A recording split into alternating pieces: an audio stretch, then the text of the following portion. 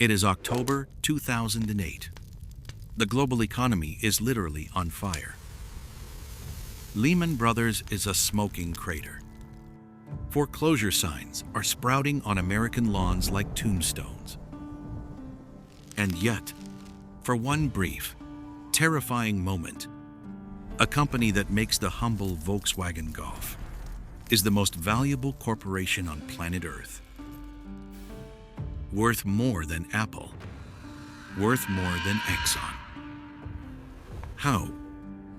Because a boutique sports car maker didn't just beat Wall Street's smartest billionaires. It locked them in a burning room and charged them billions for the exit. You think your brokerage account is a mirror of reality. You look at the red and green flickering numbers on your screen and assume they represent the health of a factory, the sweat of a workforce, or the demand for a product.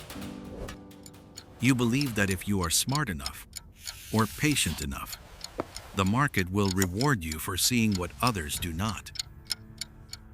But here is the secret the architects of the system do not want you to hear. We must not fail this. The market is not a mirror.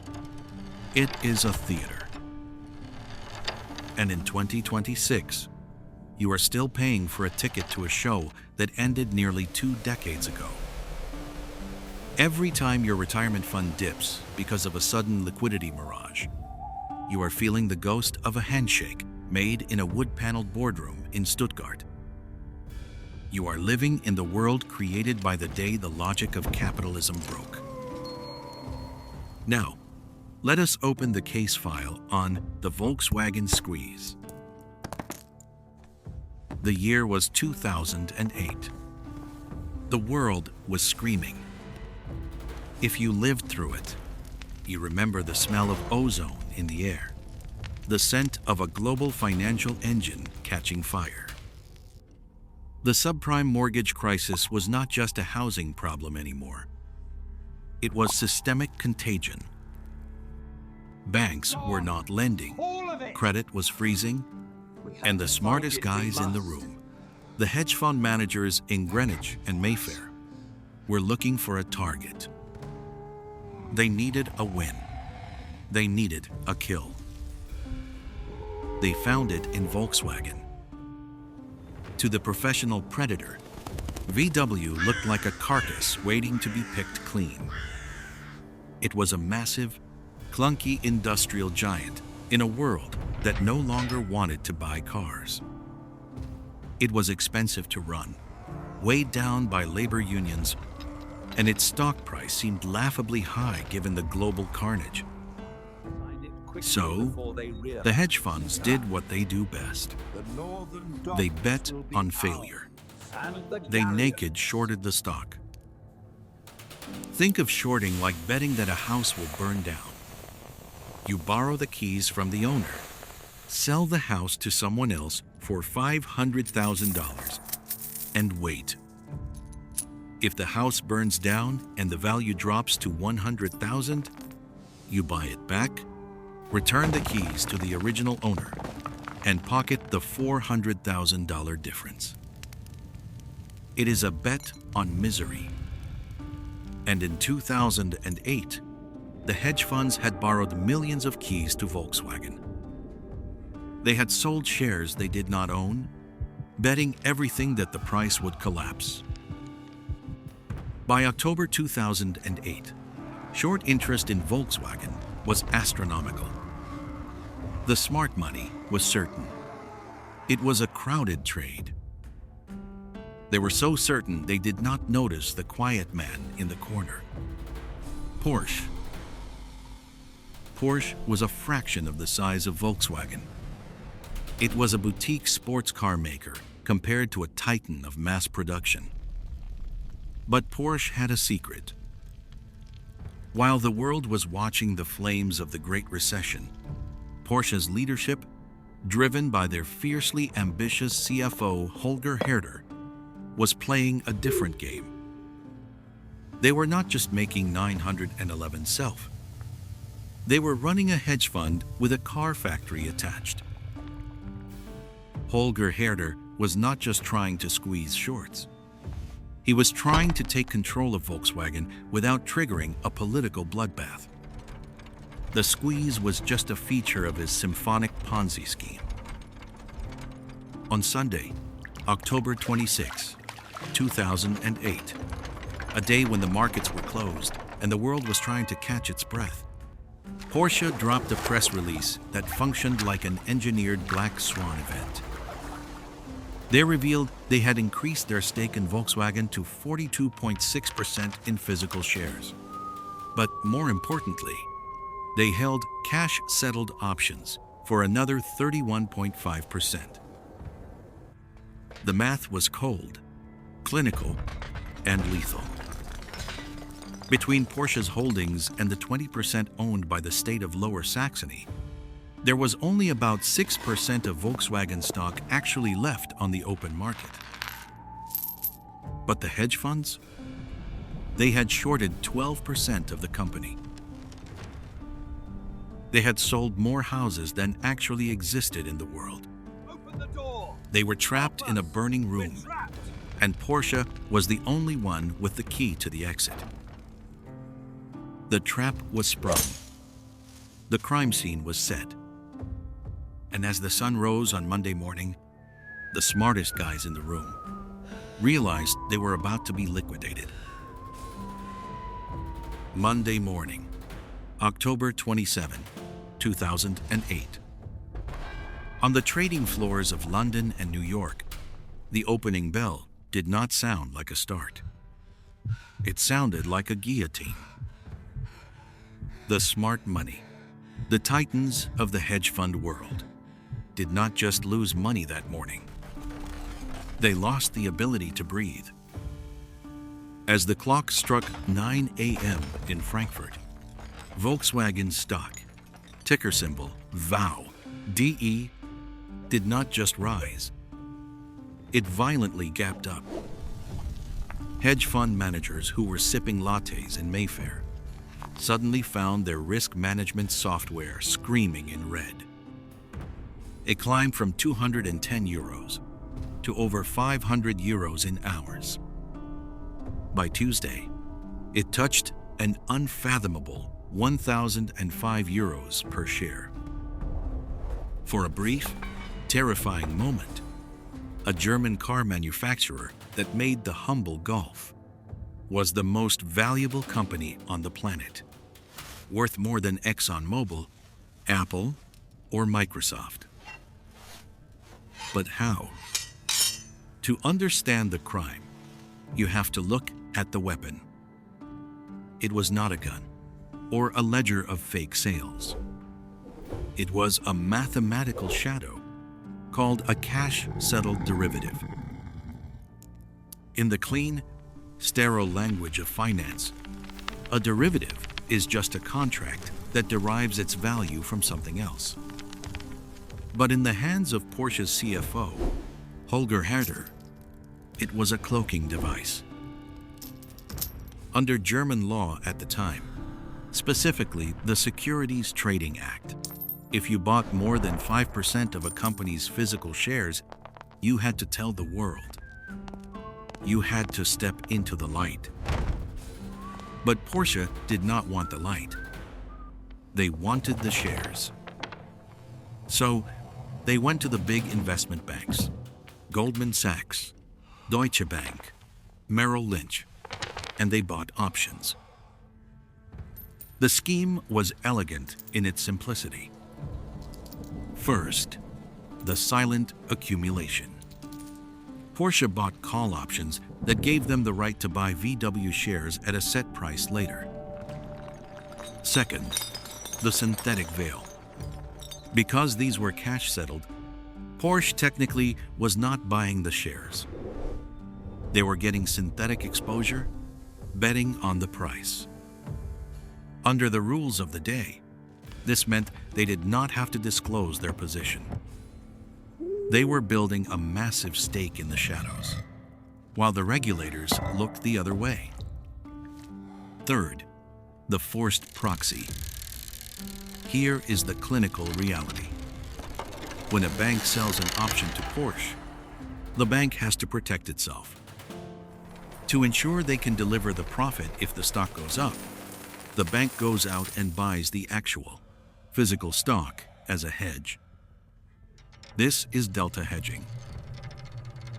Porsche had effectively forced the world's biggest banks to go out and buy up the supply of Volkswagen shares for them, all while the hedge funds were busy selling those same shares short.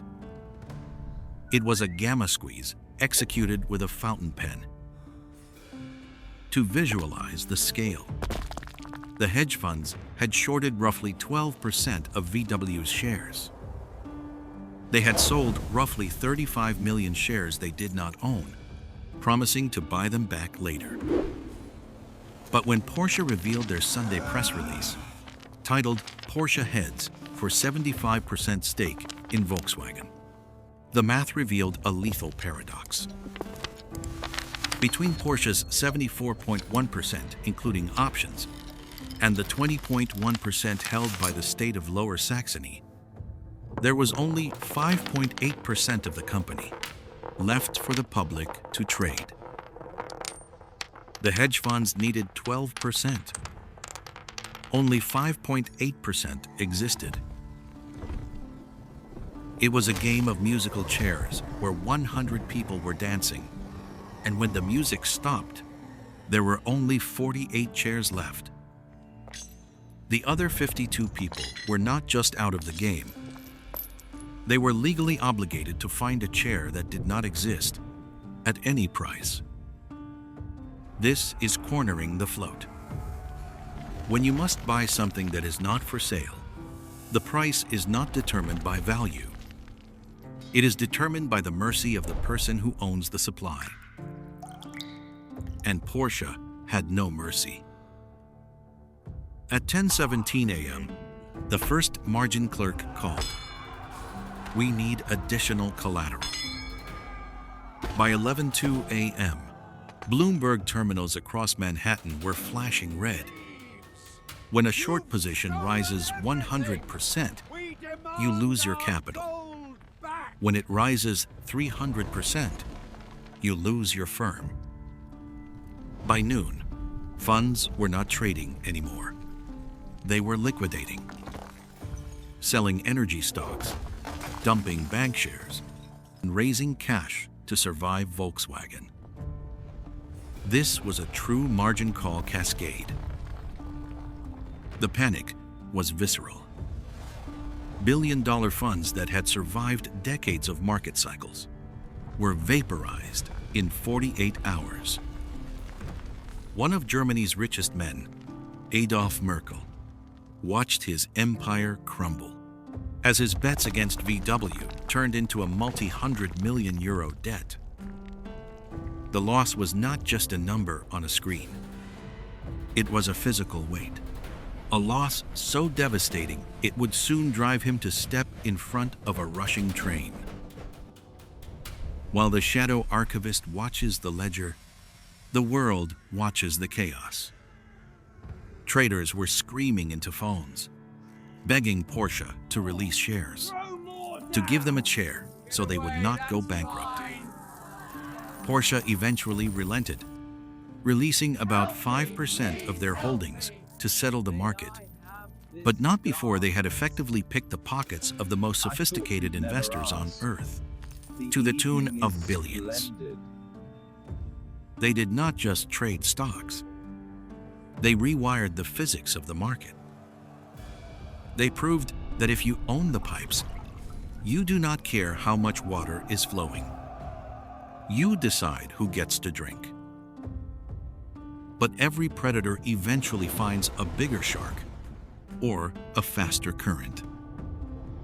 Porsche had won the battle, but they had done so by taking on billions in debt to fund those options.